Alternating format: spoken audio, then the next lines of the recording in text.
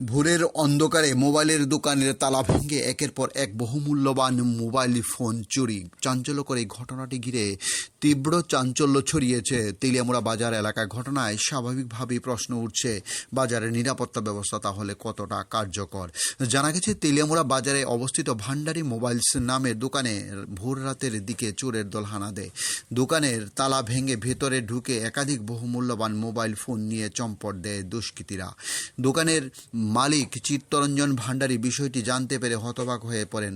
তালা ভাঙ্গা দোকানের ভিতরে ঢুকে নির্বিঘ্নে চুরি করে পালিয়ে যাওয়ার ঘটনায় বাজারের নিরাপত্তা ব্যবস্থা নিয়ে প্রশ্ন উঠছে বড়সড়।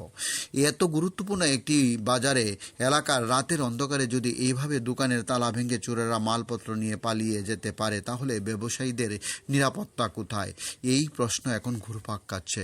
ঘটনার খবর পেয়ে পুলিশ ঘটনাস্থলে পৌঁছে প্রাথমিক তদন্ত শুরু করেছেন। চুরির ঘটনায় দোকানের ক্ষয়ক্ষতির পরিমাণ এবং ঠিক কতগুলি মোবাইল ফোন খোয়া গেছে তা খতিয়ে দেখা হচ্ছে। পাশাপাশি ঘটনাস্থলে আশপাশের বিভিন্ন সূত্র এবং সম্ভাব্য সিসিটিভি ফুটেজ তদন্তের আওতায় আনা হয়েছে বলে জানা যায়।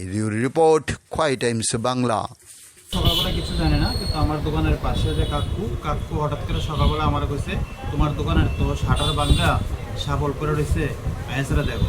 তারপরে আমি থানাত গেলাম, থানাত গিয়ে থানাত খবর করলাম, থানার থেকে লুকাইছে ঢুকে দেখি আইসরা সব ভাঙ্গা ডেঙ্গে যতটা পারছে যতটা মোবাইল টোবাইল লয়ে গেছে গা।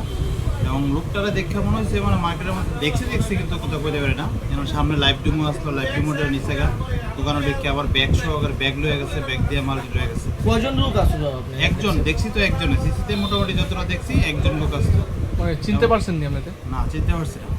মোটামুটি মানে কয়টা মোবাইল চুরি হয়েছে? প্রায় 10-11টা।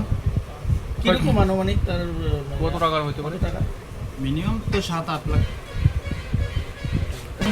3:30-3:30 সময় হয়তো রাস্তার পাশে একদম এত ফোকাসের মধ্যে কেউ কোনো প্রশাসনের কোনো লোক নাই, কেউ নাই মার্কেটে, কেউ কীভাবে চুরি হয় এটা? আনুমানিক চুরি কটার দিকে মানে কটার দিকে হয়েছে চুরিটা? এই 3টার থেকে 3:15-16-র মধ্যে। পুলিশে জানাইছেন না? পুলিশে জানাইছি, পুলিশে দেখছে, দেখে তারা সাবলটা লয়ে গেছে। আচ্ছা ঠিক আছে, দেখি আর কিছু করা যায় কিনা। কিন্তু আর বাকি তো আর কোনো কিছু তারা করলো না, বলে কোনো কিছু ইনকোয়ারি করা, কুকুর টুকুর নিয়ে এসে তারা কিছু না, তারা সাবলটা হাতে করে লয়ে গেছে পুলিশে এসে। তেলিয়ামুড়া মানে কি এত রোডের পাশে একদম থানার থেকে কতটুকু দূরে, একদম কাছে তো। এরকম যদি হয় তাহলে সাইড ফাইডের মার্কেটের মধ্যে কী দেবো? এই সময় 3:30-3:30 সময় এরকম হয়ে ঘটনা কয়টা দেখা, তাহলে যে পুলিশ প্রশাসনের কথা কইতে পারে না কতটা কী করতেছে, মানুষের কত সাহস পেতেছে। ইয়ার থেকে হয়তো থানার থেকে হতে না 200 মিটার দূরে এই অবস্থা, তাহলে সাইডের পরে কী হবো? আপনার রঞ্জন ভান্ডারী, মোবাইলের দোকানের নাম ভান্ডারী মোবাইলস।